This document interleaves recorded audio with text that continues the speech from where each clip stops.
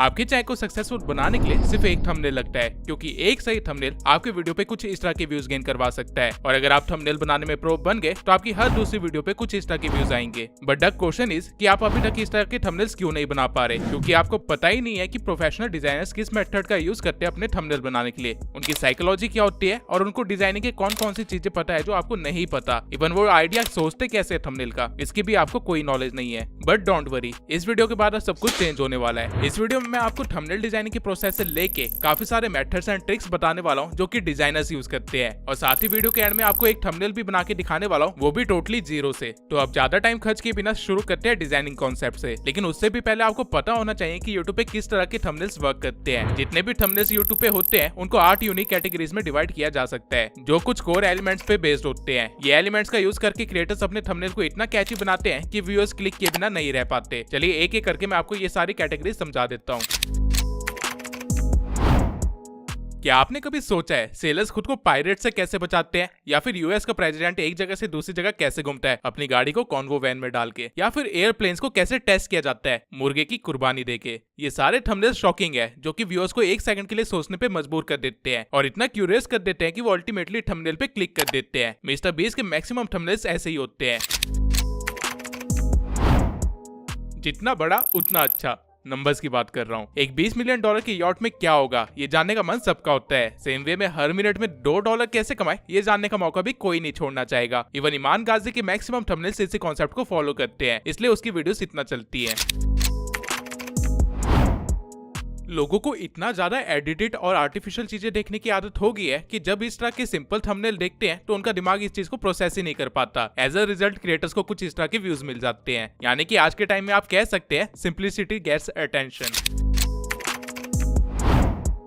Question पूछो और answer बताए बिना भाग जाओ। रियल लाइफ में ऐसा करोगे तो लोग आपके पीछे पड़ जाएंगे जवाब जानने के लिए, और यूट्यूब पे अगर ऐसा करोगे तो थंबनेल्स पे क्लिक आएंगे, वो भी दबा के। ठीक इस तरह ह्यूमंस आर सॉल्यूशन ओरिएंटेड, इस चीज का फायदा उठाओ। नए चैनल और व्यूज चाहिए, थंबनेल में कोई बड़ा क्रिएटर दिखा दो, काम बन जाएगा। ठीक इसी थंबनेल स्ट्रेटेजी का यूज करके मैंने अपने चैनल को स्टार्ट किया था, और मिस्टर बीस्ट के नाम से तो जितने भी चैनल चल रहे हैं सब यही कर रहे हैं। और ये चीज एक्चुअल में कितनी इफेक्टिव है ये खुद ही गेस कर लो। दोनों में से कौन से थंबनेल पे क्लिक करोगे? मेन कैरेक्टर को किसी बड़े ऑब्जेक्ट के अंदर रख दो या फिर पास में रख दो और व्यूज मिलियंस में गारंटेड है, क्योंकि ऐसी चीजें हमें नॉर्मल अपनी लाइफ में देखने को नहीं मिलती है। और अगर आपकी फीड में एकदम से कुछ ऐसा आ जाए तो बिना सोचे आप क्लिक जरूर करोगे। ये one of the most common use thumbnail design है। बेसिकली थंबनेल के टॉप पे एक टेक्स्ट लिख दो जो कि आपके टाइटल से लिंक्ड हो। मेरी मैक्सिमम वीडियोस जिन्होंने अच्छा परफॉर्म किया है उनमें यही डिजाइन यूज किया गया है। ये चीज आज से 5 साल पहले भी वर्क कर रही थी और आगे भी वर्क करती रहेगी। कुछ भी कंपेयर कर दो, cheap versus expensive, android versus iOS, January versus April and so on, और आपको व्यूज आते रहेंगे। अब अगर आपको लग रहा है कि आपको थंबनेल्स की कैटेगरीज पता चल गई है तो आप भी किसी एक कैटेगरी को फॉलो करके खुद के थंबनेल्स पे क्लिक ले आओगे, तो आप गलत हो, क्योंकि बड़े क्रिएटर्स ऐसा नहीं करते हैं। उनको सारी थंबनेल्स कैटेगरी पता होती है और वो लोग इसे मर्ज करके अपने थंबनेल्स बनाते हैं, जिसकी वजह से उनके व्यूज सीधा 10x हो जाते हैं। मिस्टर बीस्ट तो इवन अपनी हर वीडियो के 10 थंबनेल्स बनवाते हैं और $10,000 से भी ज्यादा सिर्फ थंबनेल्स पे ही खर्च कर देते हैं, क्योंकि वो हर एक स्टाइल को बनवा के देखते हैं। लेकिन आपको इतनी मेहनत करने की जरूरत नहीं है। अगर आपको डिजाइनिंग पर्सपेक्टिव समझ आ गया तो आपको बनाने से पहले ही पता होगा कि किस तरह का थंबनेल वर्क करने वाला है, और फिर अब बस आपको उसे क्रिएट करना होगा। नाउ डिजाइनिंग के अंदर मैं आपको बेसिक चीजें नहीं बताने वाला कि कॉन्ट्रास्टिंग कलर यूज करो, थंबनेल को सिंपल रखो, वर्ड्स कम इस्तेमाल करो। ये सब ऑलरेडी आपको हर कोई दूसरा यूट्यूबर बता ही रहा होगा और बोल बोल के आपका सर भी खा चुका होगा। तो क्वेश्चन आता है कि डिजाइनिंग में हम लोग सीखने क्या वाले हैं। कंपोजिशन का मतलब होता है कि आपके थंबनेल का ओवरऑल सेटअप कैसा होगा, यानी कि कौन सा एलिमेंट कहां जाएगा और कैसे लगेगा। वहीं लेआउट का मतलब होता है उन एलिमेंट्स को बैलेंस करना और स्पेसिफिक एलिमेंट्स की अरेंजमेंट करना ताकि कंपोजिशन ना बिगड़े। नाउ इसके अंदर 3-4 चीजें आती है जो कि मैं आपको सिखा देता हूँ। अगर आपको नहीं पता रूल ऑफ थर्ड क्या है तो मैं आपको बता दूं कि ये कॉन्सेप्ट फोटोग्राफी में सबसे ज्यादा यूज किया जाता है। इस रूल के अकॉर्डिंग आपको अपने कैनवस को 3x3 के सेगमेंट में बांट देना है कुछ इस तरह से, और जो भी आपका मेन एलिमेंट है या फिर पर्सन है या फिर फेस है उसे लाइन ऑफ इंटरसेक्शन पे रखना होता है, ताकि फोटो के अंदर एक डेप्थनेस आए और एक फील आए। आप किसी भी बड़े यूट्यूबर को देख लीजिए, वो इसी रूल को अपने थंबनेल पे फॉलो कर रहा होगा। तो मेक श्योर आप भी इस चीज का ध्यान रखें, वरना आप भी कुछ इस तरह की गलतियां कर दोगे। अब आपने कभी सोचा है कि थंबनेल्स में हमेशा फेस या पर्सन लेफ्ट साइड में क्यों होता है? रीजन ये है कि हम थंबनेल्स को देखते नहीं है बल्कि आंखों से पढ़ते हैं और हमारी आंखों को लेफ्ट से राइट पढ़ने की आदत होती है। इसलिए आपको हमेशा अपने मेन एलिमेंट को लेफ्ट साइड में रखना है और सेकेंडरी एलिमेंट को राइट साइड में। बेसिकली जो चीज आप चाहते हैं कि ऑडियंस पहले देखे उसे लेफ्ट साइड में रखना है। थंबनेल के अंदर आपको मैक्स टू मैक्स 3 से 4 एलिमेंट्स ही रखने हैं, उससे ज्यादा नहीं। जितने कम एलिमेंट्स होंगे उतना ही अच्छा। मेरे मैक्सिमम थंबनेल्स जिन्होंने अच्छा वर्क किया है उनमें 3 एलिमेंट्स ही थे और मिस्टर बीस्ट की मैक्सिमम वीडियोस में तो सिर्फ 2 ही एलिमेंट्स होते हैं, जिनमें से एक तो उसका खुद का फेस ही होता है। मुझे एक डिजाइनर ने एक बात सिखाई थी जिसने मेरे थंबनेल को क्रिएट करने का पर्सपेक्टिव ही चेंज कर दिया। अच्छा थंबनेल वो नहीं होता जिसमें ऐड करने के लिए कुछ ना बचाओ, बल्कि वो होता है जिसमें रिमूव करने के लिए कुछ ना बचाओ। जिस तरह कोई भी ड्राइंग या आर्ट वर्क को डायरेक्टली नहीं बनाया जाता है, ठीक उसी वे में थंबनेल को भी डायरेक्टली नहीं बना सकते, उसको लेयरिंग करके ही बनाना होता है। यानी कि आपके पास एक फोरग्राउंड होगा, मिड ग्राउंड होगा और एक बैकग्राउंड होना चाहिए और ये तीनों चीजें बैलेंस्ड होनी चाहिए आपस में भी और ओवरऑल थंबनेल में भी। अब जिनको नहीं पता उनको बता दूं, फोरग्राउंड वो चीज है जो सबसे सामने होगी, बेसिकली हमारा मेन कैरेक्टर या फिर एलिमेंट। मिड ग्राउंड वो चीज है जो बीच में होती है, यानी कि सपोर्टिव टेक्स्ट या एलिमेंट। एंड बैकग्राउंड तो बैकग्राउंड ही है, इसको तो क्या ही एक्सप्लेन करूं। इसके सिवाय लेआउटिंग में आपको थोड़ी और चीजें ध्यान में रखनी है। जरूरी नहीं है कि आप हर बार मेन एलिमेंट को सेंटर में रखो, बल्कि मेन चीजों को साइड में रख के आप सेकेंडरी एलिमेंट को शो कर सकते हो, जिससे आपके थंबनेल में एक डायनेमिक फील आएगा। नाउ कंपोजिटिंग एंड लेयरिंग के बाद आता है डिजाइनिंग का अगला कॉन्सेप्ट, जो कि है कलर्स। अब आपको हर कोई ऑलरेडी बता चुका होगा कि कॉम्प्लीमेंट्री कलर्स यूज करो। ब्लैक के ऊपर व्हाइट रखो, व्हाइट के ऊपर ब्लैक रखो, कलर व्हील के अपोजिट कलर्स का इस्तेमाल करो, रेड के साथ ग्रीन लो, ब्लू के साथ orange low and so on. But the point is, ये सारा काम हम कर क्यों रहे हैं?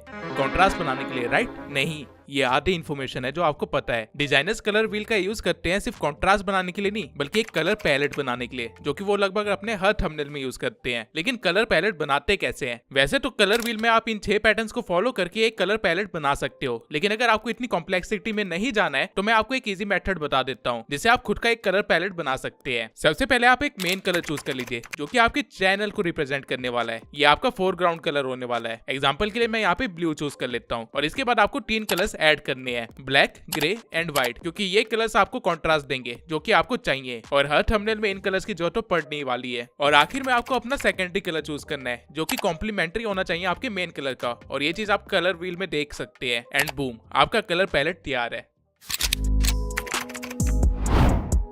अब कलर्स के बाद आते हैं डिजाइनिंग के अगले एलिमेंट पे, जो कि है टाइपोग्राफी। थंबनेल की टाइपोग्राफी में आपको ज्यादा कुछ समझने की जरूरत नहीं है, सिवाय इसके कि आपको सैन सेरिफ फॉन्ट्स का यूज करना है, सेरिफ का नहीं। सेरिफ फॉन्ट्स डिजाइन के लिए यूज होते हैं, यानी कि अगर आप मैगजीन बना रहे हो या कुछ लग्जरियस टाइप दिखा रहे हो तब आपको इसकी जरूरत पड़ेगी। बट अगर आपको लोगों का ध्यान खींचना है, आपको कुछ बोल्ड दिखाना चाहिए जो कि आसानी से पढ़ा जा सके, वो भी जितना जल्दी हो सके उतना जल्दी, तो इसके लिए सैन सेरिफ ही बेस्ट है। जिस वर्ड को एम्फसाइज करना है उसको बड़ा रखना और टेक्स्ट को उभारने के लिए स्ट्रोक या शैडो का यूज करना। टाइपोग्राफी में आपको इससे ज्यादा कुछ भी सीखने की जरूरत नहीं है, आपके लिए इतना इनफ है थंबनेल बनाने के लिए। नाउ आपको थंबनेल्स की कैटेगरीज पता है एंड थंबनेल्स बनाने के लिए आपको जितनी डिजाइनिंग आनी चाहिए थी उसकी भी पूरी थियोरेटिकल नॉलेज है, लेकिन मेन दिक्कत आती है थंबनेल्स के आइडिया सोचने में। तो वो कैसे करते हैं? क्या हम यूट्यूबर्स के पास कोई स्पेशल ट्रिक है जिससे हम थंबनेल्स के आइडिया सोचते हैं? नहीं, बिल्कुल भी नहीं, बल्कि हम सब बहुत ही बड़े चोर हैं। हाँ, आप लोगों ने बिल्कुल सही सुना, हम सब एक दूसरे से चोरी करके अपने थंबनेल से आइडियाज लेते हैं। यकीन नहीं हो रहा तो मिस्टर बीस्ट का ये थंबनेल देख लो जो कि इस थंबनेल से चुराया गया है। ए रैक का ये थंबनेल देख लो जो कि मिस्टर बीस्ट से चुराया गया है, या फिर मेरा ये थंबनेल देख लो जो कि एआई गाय ने चुराया है, या फिर ये वाला थंबनेल देख लो जो कि डिकोडिंग वाईटी से इंस्पायर्ड है। लेकिन क्या ये एक्चुअल में चोरी है? नहीं,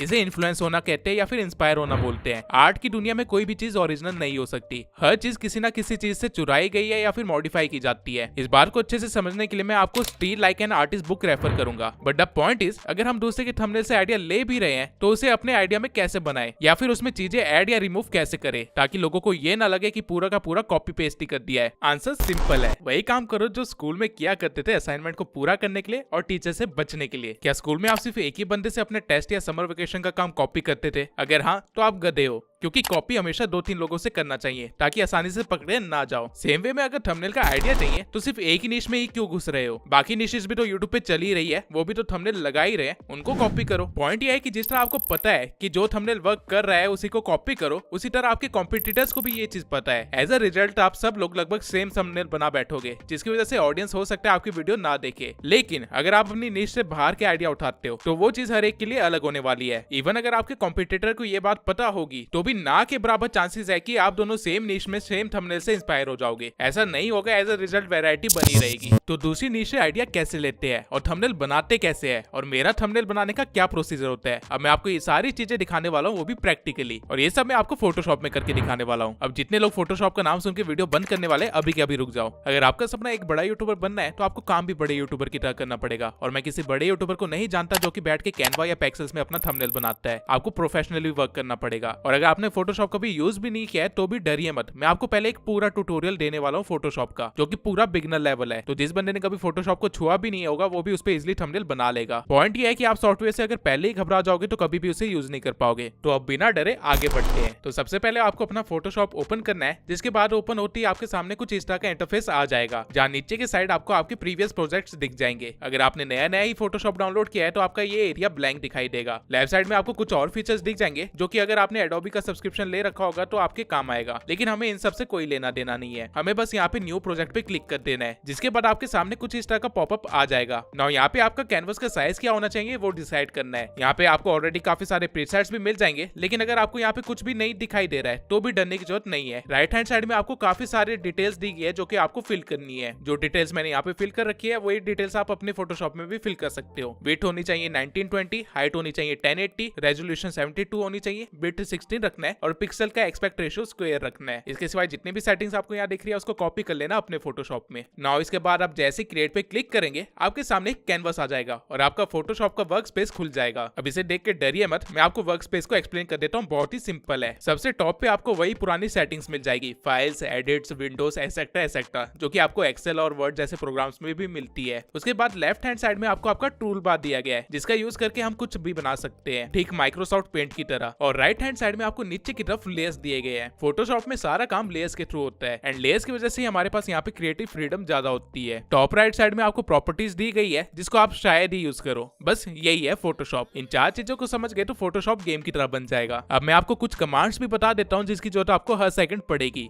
तो सबसे पहले अगर आप कंट्रोल दबा के अपने माउस व्हील को स्क्रॉल करते हो तो आप अपने कैनवस को लेफ्ट या राइट भेज सकते हो कुछ इस तरह से। बेसिकली आप अपने वर्क स्पेस में मूव कर सकते हो। वहीं ऑल्ट दबा के अगर आप स्क्रॉल करते हो तो आप वर्क स्पेस में जूम इन या जूम आउट कर सकते हो, जितना चाहे उतना। अब अगर आप नया ही फोटोशॉप सीख रहे हो और हो सकता है कि गलती से आपने अपने वर्क स्पेस को मैसअप कर दिया कुछ इस तरह से और चीजें इधर उधर हो गई है, तो आपको डरने की जरूरत नहीं है। आपको बस टॉप में यहाँ जो विंडो लिखा गया है वहाँ पे जाना है और देन वर्क स्पेस में जाके रिसेट एसेंशियल्स पे क्लिक कर देना है, जिसके बाद सारी चीजें अपनी ओरिजिनल पोजीशन पे चली जाएगी। नाउ यहाँ लेयर्स में आप इस प्लस वाले आइकन पे क्लिक करके नए लेयर्स को ऐड कर सकते हैं। और जिनको नहीं पता कि लेयर्स क्या होते हैं और ये कैसे काम करते हैं उनको मैं थोड़ा सा समझा देता हूँ। यहाँ टूल बार में आपको काफी सारे टूल्स दिए गए हैं, जिनमें से सबसे पहला टूल जो मैं इस्तेमाल करूंगा वो है ब्रश टूल। आप अपने ब्रश का साइज यहाँ से बढ़ा सकते हैं और उसकी हार्डनेस को भी कंट्रोल कर सकते हैं। और यहाँ कलर पे क्लिक करके आप कोई भी रैंडम कलर चूज कर सकते हैं। नाउ जब मैं कैनवस पे ब्रश रन करूंगा तो आप देख सकते हैं कि ये ब्रश मेरे लेयर 1 पे चल रहा है। बैकग्राउंड अभी भी बिल्कुल साफ है। वहीं अगर मैं एक और लेयर ऐड कर दूं और फिर कलर चेंज करके दोबारा से ब्रश को चलाऊं तो ये ब्लू कलर रेड कलर के ऊपर आ जाएगा। इसका रीजन ये है कि ब्लू कलर वाली लेयर रेड के ऊपर है। अगर मैं रेड वाली लेयर को ब्लू के ऊपर रख दूंगा तो रेड कलर कैनवस में ऊपर आ जाएगा, जैसा कि आप देख ही सकते हैं। इस आई वाले बटन से आप अपनी लेयर्स को अपनी मर्जी के अकॉर्डिंग हाइड भी कर सकते हैं। अब मैं आपको सारे इंपॉर्टेंट टूल्स बता देता हूँ जिसका आप इस्तेमाल करने वाले हैं। तो इसमें सबसे पहला है मूव टूल, जिसको यूज करके आप अपने कैनवस में चीजों को मूव कर सकते हैं। आपने जो भी लेयर सिलेक्ट की होगी उस लेयर के एलिमेंट्स मूव होने लग जाएंगे कुछ इस तरह से। इवन मूव टूल का इस्तेमाल करके आप एलिमेंट्स के साइज को बड़ा छोटा भी कर सकते हैं। और अगर आपको दोनों लेयर्स को एक साथ मूव करना है तो आपको बस पहले किसी एक लेयर पे क्लिक करना है और फिर कंट्रोल दबा के दूसरी लेयर पे क्लिक करना है, जिसके बाद दोनों लेयर सिलेक्ट हो जाएंगे एंड मूव टूल से आप इन दोनों को एक साथ ही मूव कर सकते हैं। डजंट मैटर यहाँ पे कितनी लेयर्स है, जो आपने सिलेक्ट किया होगा वो सब कुछ मूव करेगा। नाउ अगला टूल है सिलेक्शन टूल। अगर आप कैनवस पे कोई सिलेक्शन बनाते हैं और फिर किसी लेयर को सिलेक्ट करते हैं जिसके बाद मूव टूल का इस्तेमाल करते हैं तो सिलेक्टेड पार्ट आपका मूव होने लग जाएगा, बाकी चीजें नहीं होगी। आप कंट्रोल+D दबा के चीजों को डीसिलेक्ट कर सकते हैं। अगला टूल है हमारे पास लासो टूल। ये टूल भी सिलेक्शन का ही काम करता है, लेकिन इसमें आपको काफी सारे सब टूल्स मिल जाते हैं, जैसे कि मैग्नेटिक लासो टूल, जिससे आप बिना ज्यादा मेहनत किए किसी भी कॉम्प्लेक्स शेप को सिलेक्ट कर सकते हैं। आपको बस स्टार्टिंग में क्लिक करना है और फिर अपने माउस को शेप के आसपास घुमाना है और ये अपने आप ही सिलेक्शन बनाता चला जाएगा शेप के अकॉर्डिंग। लासो के नीचे आपको मैजिक वॉन्ड टूल दिया गया है जो कि कलर के बेसिस पे सिलेक्शन बनाता है। इवन आपको हर टूल के ट्यूटोरियल्स खुद एडोबी प्रोवाइड करता है, आपको बस स्टार्ट करना है। अब इसके बाद यहाँ पे जो इंपॉर्टेंट टूल है वो है इरेजर। इरेजर का साइज आप अपने कीपैड में इस वाले बटन से भी बड़ा छोटा कर सकते हैं। आपको डिलीट का बटन यहाँ मिल जाएगा जिससे आप डायरेक्टली लेयर्स को डिलीट कर सकते हैं। अगर कोई इमेज कैनवस में इंपोर्ट करनी है तो बस उसे ड्रैग एंड ड्रॉप करो और वो खुद कैनवस पे आ जाएगी, जिसे आपको यहाँ पे कंफर्म करना है और फिर इसको आप अपने मर्जी के अकॉर्डिंग चला सकते हो। कंट्रोल टी दबा के आप किसी भी चीज को छोटा बड़ा कर सकते हो, लेकिन ये एक सिमेट्रिक वे में होगा, यानी कि हर जगह से वो इक्वली इफेक्ट होगा। लेकिन अगर आप कुछ ऐसा करना चाहते हो तो आपको शिफ्ट दबा के कोई भी एक कोना पकड़ लेना है और फिर उसको स्ट्रेच कर देना है और आपका काम हो जाएगा। अगर गलती से कोई गलती हो जाती है तो आप कंट्रोल जेड दबा के उसे अंडू भी कर सकते हो। नाउ आई होप आपको फोटोशॉप के बेसिक्स तो आ ही गए होंगे एंड आप अब काम करने के लिए रेडी होंगे। मैंने एक बहुत ही क्विक ट्यूटोरियल दिया है क्योंकि वीडियो थंबनेल्स के ऊपर है, लेकिन अगर आपको फोटोशॉप को डिटेल में सीखना है तो आप देवेश के चैनल पे जा सकते हो और वहाँ पे हर एक चीज डिटेल में सीख सकते हो। जिनको नहीं पता उनको बता दूं, देवेश एक डिजाइनर है और मेरा थंबनेल क्रिएटर भी। मेरे चैनल के मैक्सिमम थंबनेल्स हम दोनों ने एक साथ ऑनलाइन बैठ के बनाए हैं। नाउ आई गेस आपको फोटोशॉप भी आ ही गया है, तो आइए थंबनेल क्रिएट करते हैं। तो मान के चलते कि मुझे एक थंबनेल बनाना है on the topic how to make best thumbnails. तो इसके लिए सबसे पहले मैं YouTube पे जाऊंगा और सेम टॉपिक को सर्च करूंगा। ये चीज आपको हमेशा करनी है ताकि आपको पता चल सके कि मार्केट में कौन कौन से थंबनेल्स ऑलरेडी बन चुके हैं और कौन कौन से थंबनेल चल रहे हैं। नाउ यहाँ पे आपको जो थंबनेल दिखे जो कि दूसरे के चैनल पे वर्क कर चुके हैं, आपको उनको डाउनलोड कर लेना है या फिर एसएस ले लेना है। फॉर एग्जाम्पल यहाँ पे इस थंबनेल को डाउनलोड कर लेता हूँ। अब मैं स्क्रॉल करता रहूंगा जब तक मुझे कुछ और आइडियाज ना मिल जाए। अब यहाँ पे आप देख सकते हैं कि आकाश वर्मा का थंबनेल बिल्कुल सेम है थिंक मीडिया के थंबनेल जैसा, और दोनों को ही अच्छे व्यूज आए हैं। दैट मीन्स कि ये स्टाइल वर्क कर रहा है। थोड़े और नीचे आने पे मुझे एक और थंबनेल मिला जो कि छोटे चैनल पे भी वर्क कर चुका है, तो इसे भी मैं सेव कर लूंगा। इसके बाद मुझे एक और थंबनेल मिला जो कि थंबनेल से रिलेटेड टॉपिक पे तो नहीं था, लेकिन उसमें एक सेंटेंस काफी क्लिकेबल था, तो मैं इसे भी सेव कर लेता हूँ। सेम टाइप ऑफ सेंटेंस इस लड़की ने भी लिखा है, यानी कि ये सेंटेंस लोगों को क्लिक करने पे मजबूर कर रहा है। नाउ इसके बाद मुझे एक और वीडियो मिलती है जिसमें 3 मिलियन से भी ज्यादा व्यूज है, और वो भी 3 साल पुराने वीडियो,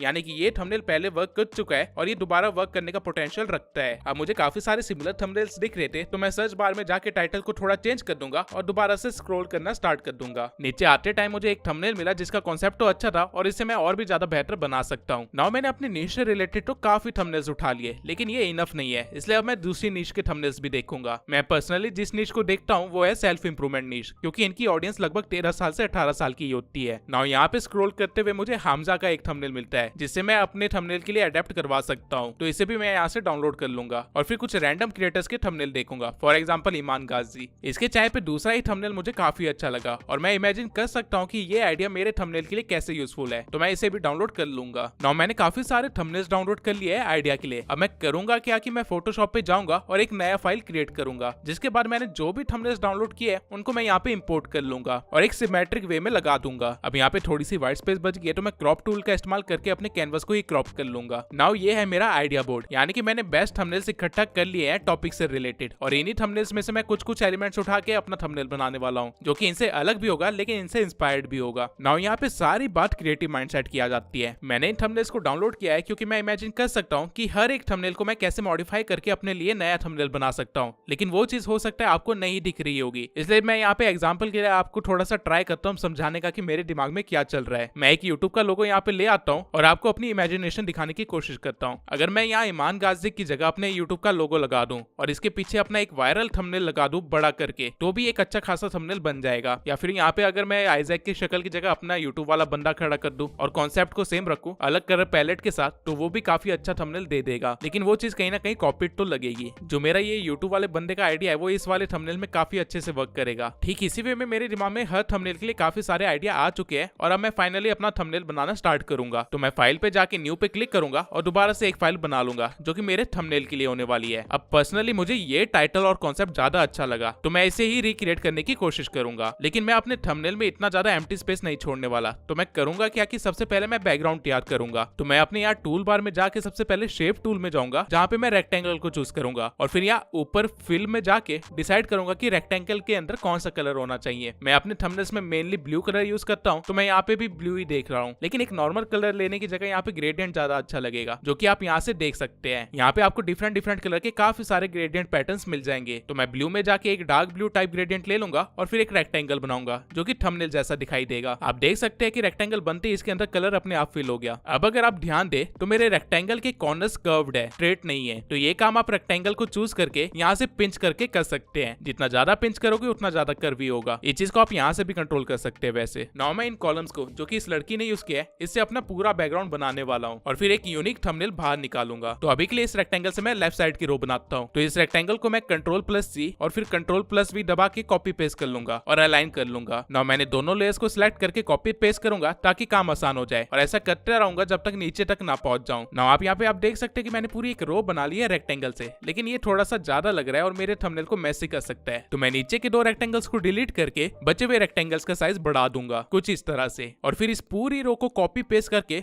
मैं ऐसे ही रोज बनाता जाऊंगा जब तक मेरा कैनवस कवर ना हो जाए। नाउ आप यहाँ पे देख सकते हैं कि ये करते करते मैंने यहाँ पे कितनी सारी लेयर्स क्रिएट कर ली है। इवन मुझे अपना लेयर वाला पैनल पूरा दिख भी नहीं रहा है, मुझे यहाँ स्क्रॉल करना पड़ रहा है। तो मैं करूंगा क्या कि ऊपर वाले पैनल को थोड़ा सा छोटा कर लूंगा ताकि मुझे सारी लेयर्स दिखाई दे, और अगर ये काफी नहीं है तो मैं यहाँ से इस पैनल को थोड़ा सा डिलीट भी कर लूंगा। अब ये सब करने के बाद भी मुझे यहाँ पे काफी सारी लेयर्स दिख रही है, तो मैं क्या करूंगा कि इनका एक फोल्डर बना लूंगा। आपको बस एक रो के सभी रेक्टेंगल्स को यहाँ लेयर्स में सिलेक्ट कर लेना है और फिर यहाँ पे क्लिक कर देना है, जिसके बाद वो सभी लेयर्स इकट्ठा होकर एक फोल्डर में चले जाएंगे और इस फोल्डर का आप अपने अकॉर्डिंग नामकरण कर सकते हैं। ठीक ऐसा ही मैं सभी रोज के साथ करूंगा, जिसके बाद मेरे पास यहाँ पे इनफ स्पेस होगी और मैं सभी लेयर्स को एक साथ देख पाऊंगा। अब यहाँ पे जो हमारा बैकग्राउंड है वो व्हाइट है और वो अच्छा नहीं लग रहा है, तो इसके लिए मैं पहले इस लेयर को अनलॉक करूंगा और यहाँ से फोरग्राउंड यानी कि टॉप का कलर ब्लैक रख दूंगा। जिसके बाद मैं शिफ्ट प्लस बैक स्पेस दबाऊंगा तो सामने कुछ ऐसा पॉपअप आ जाएगा और ओके दबाने पे ब्लैक कलर पूरे कैनवस पे फिल हो जाएगा। ये चीज आप यहाँ पे देख सकते हैं। ना मुझे ये टेक्स्ट चाहिए तो मैं यहाँ टेक्स्ट टूल को सिलेक्ट करने के बाद टेक्स्ट लिख दूंगा और पूरे टेक्स्ट को सिलेक्ट करके यहाँ से इसका कलर चेंज कर लूंगा। डबल क्लिक करने के बाद आप यहाँ से फॉन्ट भी चेंज कर सकते हैं। इस थंबनेल में सैंस सेरिफ से ज्यादा सेरिफ फॉन्ट अच्छा लग रहा है तो मैं उसे ही यूज करूंगा और टेक्स्ट को अलाइन कर दूंगा अपने कैनवस से। अब मुझे एक टिक वाला पीएनजी चाहिए तो वो मैं पीएनजी विंग की वेबसाइट पे जाके डाउनलोड कर लूंगा और अपने कैनवस में इंपोर्ट कर लूंगा और उसके साइज को सेट कर दूंगा टेक्स्ट के अकॉर्डिंग। नाउ यहाँ पे मेरे पास अपना टाइटल भी है, यहाँ पे पीएनजी भी है, लेकिन ये स्टिल ऊपर वाले पूरे एरिया को कवर नहीं कर रहा है, तो मैं इसे थोड़ा सा बड़ा कर लूंगा ताकि ये इजिली विजिबल रहे। अब ये जो हमारा बैकग्राउंड है ये काफी ज्यादा ब्राइट है और बैकग्राउंड डल होना चाहिए ताकि मेन एलिमेंट ज्यादा इजिली देखा जा सके। तो मैं सभी ग्रुप्स को सिलेक्ट करूंगा और यहाँ से उनकी ओपेसिटी को थोड़ा सा कम कर दूंगा। अब किसी ग्लिच की वजह से मेरा ये लेफ्ट वाला कॉलम सिलेक्ट नहीं हुआ है तो मैं लेफ्ट वाले कॉलम के ग्रुप पे क्लिक करूंगा और उसके अंदर के सभी लेयर्स को सिलेक्ट करके उनका एक साथ यहाँ से ओपेसिटी कम कर दूंगा। अब मुझे यहाँ से दिख रहा है कि टेक्स्ट की लाइन में थोड़ी सी गड़बड़ है तो मैं दोनों को एक साथ सिलेक्ट करके उन्हें भी ठीक कर लूंगा। अब जिस तरह हमारे रेफरेंस में एक थंबनेल अलग कलर का दिखाया गया है हमें भी वही करना है, तो इसके लिए मैं एक न्यू लेयर बनाऊंगा और दोबारा से रेक्टेंगल शेप को चूज कर लूंगा। अब आप ये देखिए कि आपका सेकेंडरी कलर जो आपने चूज किया है वो मेरे कैनवस में डार्क ब्लू है, तो मैं गूगल पे जाके कलर विद देखूंगा ताकि मुझे ये पता चल सके कि कौन सा कलर इसके साथ बेस्ट कॉम्प्लीमेंट करेगा। हमारे केस में ऑरेंज या रेड परफेक्ट रहेगा, तो मैं वापस फोटोशॉप पे आके रेक्टेंगल के अंदर रेड ग्रेडियंट फिल कर दूंगा और इस बार एक बड़ा सा रेक्टेंगल बनाऊंगा। ना मुझे इस रेक्टेंगल को सेंटर में अलाइन करने में दिक्कत आ रही है तो मैं कंट्रोल आर दबा के अपने वर्क स्पेस में रूलर्स को ले आऊंगा और ड्रैग करके इससे सेंटर में एक लाइन बना लूंगा, जिसके बाद मैं अपने रेक्टेंगल को यहाँ पे परफेक्टली फिट कर लूंगा। अब ये परफेक्ट जगह बैठ तो गया है लेकिन इसका कलर हल्का सा पिंकिश है और मुझे रेड या ऑरेंज चाहिए, तो मैं यहाँ पे इसे चेंज कर लूंगा और आप देख सकते हैं कि अब कितना अच्छा कॉन्ट्रास्ट बन चुका है और हमें यही तो करना था, एक अच्छा कॉन्ट्रास्ट बनाना था। नाउ मेरे पास यहाँ पे काफी सारी खाली स्पेस है तो मैं यहाँ पे एक हैंड पीएनजी लगा दूंगा और उसे भी पीएनजी विंग से ही डाउनलोड करूंगा। नाउ ये थंबनेल पहले से तो अच्छा लग रहा है लेकिन इसमें अभी भी काफी ज्यादा खाली स्पेस है, तो यहाँ पे भी मैं कुछ भरना चाहता हूँ। हमारे रेफरेंस में यहाँ पे पूरा एक लोगो और टाइटल का स्पेस था तो हम भी उसी चीज को यहाँ पे क्रिएट कर देते हैं, लेकिन इस बार हमें कलर को ग्रे रखना पड़ेगा। तो मैं पहले शेप में जाके सर्कल ले लेता हूँ और सर्कल बना देता हूँ। अब कलर ढूंढने में मुझे दिक्कत आ रही थी तो मैं गूगल पे जाके कलर कोड भी सर्च कर सकता हूँ और उसे यहाँ पे पेस्ट करने के बाद काम हो जाएगा। अब जब मैंने सर्कल और रेक्टेंगल दोनों बना लिया तो मुझे सर्कल की वजह से अपना डिजाइन थोड़ा सा खराब लग रहा था, तो उस चीज को मैं यहाँ से डिलीट कर दूंगा और बचे हुए पूरे स्पेस को रेक्टेंगल से ही फिल कर लूंगा। नाउ ये मुझे ज्यादा बेटर लग रहा है और अपने थंबनेल के अंदर थोड़ा सा ज्यादा स्टोरी टेलिंग करने के लिए मैं यहाँ पे व्यूज भी लिख देता हूँ ताकि हमारा काम अच्छे से बन जाए। इस वाले टेक्स्ट का फॉन्ट मैं ट्राई करूंगा कि यूट्यूब से मिलता जुलता हो, तो मैं यहाँ पे अलग अलग टेक्स्ट के साथ ट्राई करके एट द एंड मैंने ये टेक्स्ट चूज कर लिया है। नाउ कहने के लिए तो हमारा थंबनेल रेडी है और सारे बिगनर्स इस थंबनेल को बिना सोचे समझे अपलोड भी कर देंगे, लेकिन as a professional thumbnail designer आप एक चीज भूल रहे हैं, वो है शेडोज। शेडोज ही थंबनेल में असली जान डालती है क्योंकि वो थंबनेल्स में डेप्थनेस देती है। तो शेडो बनाना कोई मुश्किल काम नहीं है, आपको बस ब्रश टूल को सिलेक्ट करना है और ब्लैक कलर चूज करके अपने ब्रश का साइज थोड़ा सा बढ़ा लेना है, जिसके बाद आपको यहाँ से अपने फ्लो और ओपेसिटी को दोनों को कम कर लेना है और यहाँ से हार्डनेस को भी थोड़ा सा कम कर लेना है ताकि शेडो को कंट्रोल कर सको। अब शेडो कौन कौन सी जगह लगेगी, सबसे पहले तो हमारे टेक्स्ट के नीचे, तो आपको टेक्स्ट वाली लेयर के नीचे ही एक लेयर ऐड कर लेनी है और फिर हल्का हल्का वहाँ पे ब्रश रन करना है, जिससे कि आपका टेक्स्ट काफी अच्छे से उभर के बाहर आ जाएगा। अब क्योंकि मुझे दिखाना है कि ये वाला जो रेक्टेंगल है ये बाहर आया है पुराने रेक्टेंगल से, तो इसमें भी मुझे शेडो ऐड करनी पड़ेगी। तो मैं बड़े वाले रेक्टेंगल के लेयर पे जाऊंगा और उसके नीचे एक और लेयर ऐड कर लूंगा और उसके बाद वहां पे भी ब्रश को रन करूंगा, लेकिन उसके साइज को थोड़ा सा छोटा करके। सेम काम आपको हाथों के नीचे भी करना पड़ेगा डिटेलिंग देने के लिए और आपका थंबनेल अब रेडी है। लेकिन एक्सपोज सेटिंग में हो सकता है कि आप जब ये थंबनेल अपलोड करो तो आपके थंबनेल के पिक्सल फट जाए, और मुझसे हमेशा पूछा जाता है कि मैं ऐसा क्या करता हूँ जो मेरे थंबनेल्स इतने क्रिस्पी होते हैं, इतने ज्यादा अच्छे टेक्सचर के साथ होते हैं। तो आज मैं आपको वो सीक्रेट भी बता देता हूँ। आपको 4 बटन एक साथ दबाने हैं, कंट्रोल, शिफ्ट, ऑल्ट और ई। जिसके बाद आपके पास एक न्यू लेयर होगी जिसमें आपके पूरा डिजाइन होगा। इसको सिलेक्ट करने के बाद आपको फिल्टर में जाना है और कैमरा रॉ फिल्टर चूज करना है। जिसके बाद आपके पास आपके थंबनेल के कॉन्ट्रास्ट, सैचुरेशन, टेक्सचर जैसी चीजों को कंट्रोल करने का ऑप्शन मिल जाएगा। आपको यहाँ पे मेक श्योर करना है कि आप टेक्सचर को थोड़ा सा बढ़ा दो और अपने थंबनेल में थोड़ा से ग्रेन दे दो, बहुत ही थोड़े से। और बाकी चीजें जो जो आपको आपके थंबनेल के अकॉर्डिंग अच्छी लग रही है उसको उस तरह से आप ड्रैग कर सकते हो। नाउ ओके पे क्लिक करने के बाद मेरा पूरा थंबनेल तैयार है और इसे अब मुझे बस एक्सपोर्ट करना है। तो एक्सपोर्ट करने के लिए आपको फाइल में जाना है और एक्सपोर्ट पे क्लिक करना है। जिसके बाद आपको एक्सपोर्ट एज पे क्लिक करना है और जेपीजी फॉर्मेट चूज करके क्वालिटी को फुल कर देना है। और ध्यान रखना है कि यहाँ पे थंबनेल का साइज 2 MB से कम ही हो एंड आपका काम हो गया है। आप इवन thumbnailpreview.com पे जाके चेक भी कर सकते हो कि आपका थंबनेल अलग अलग डिवाइसेस पे कैसा दिखेगा। तो ये होता है प्रोसीजर एक थंबनेल बनाने का। लेकिन क्या पहली बार में इतना अच्छा थंबनेल बन जाता है? नहीं, डिजाइन बनाते बनाते समझ आता है कि आप क्या बना रहे हो। फॉर एग्जाम्पल जो थंबनेल मैंने आपको अभी बना के दिखाया, सेम थंबनेल को बनाने के लिए हमने इन डिजाइन से होते हुए गए थे। नाउ आई नो आप में से काफी सारे लोग सोच रहे होंगे कि थंबनेल बनाना मुश्किल है, लेकिन ऐसा नहीं है। आपको अगर एडवांस लेवल की एडिटिंग नहीं आती है तो आप थंबनेल टेम्पलेट्स भी बाय कर सकते हो, जो आपको पहले से काफी सारे यूनिक डिजाइन देता है और उसे आप अपने अकॉर्डिंग चेंज या मोल्ड भी कर सकते हो। देवेश ने एक ऐसा ही टेम्पलेट का बंडल बना रखा है जिसमें काफी सारी निशेस के थंबनेल डिजाइन है और साथ ही मेरे भी काफी सारे थंबनेल्स के टेम्पलेट है। तो आप उसकी वेबसाइट पे जाके वो बाय कर सकते हैं, लिंक मैंने डिस्क्रिप्शन में दे दिया है। लेकिन अगर आप मेहनत करने के लिए तैयार है तो आप देवेश के चैनल पे जरूर विजिट करना, क्योंकि उसने मेरे काफी सारे थंबनेल्स को ब्रेक डाउन किया है और वो भी काफी ज्यादा डिटेल में। इवन उसने फोटोशॉप की पूरी एक प्लेलिस्ट भी बना रखी है, तो आप बिगिनर लेवल से लेकर एडवांस लेवल तक का पूरा फोटोशॉप सीख सकते हो उससे। और इवन आप डिजाइनिंग की भी काफी सारी चीजें सीख सकते हो, क्योंकि वो एक प्रोफेशनल डिजाइनर है। नाउ मैं अज्यूम कर रहा हूँ कि आप थंबनेल बनाना सीख गए हैं, लेकिन अगर आपकी वीडियोस देखने के बाद लोग आपको सब्सक्राइब ही ना करें तो इसका सॉल्यूशन मैं इस वीडियो में दे चुका हूँ, तो make sure you watch it.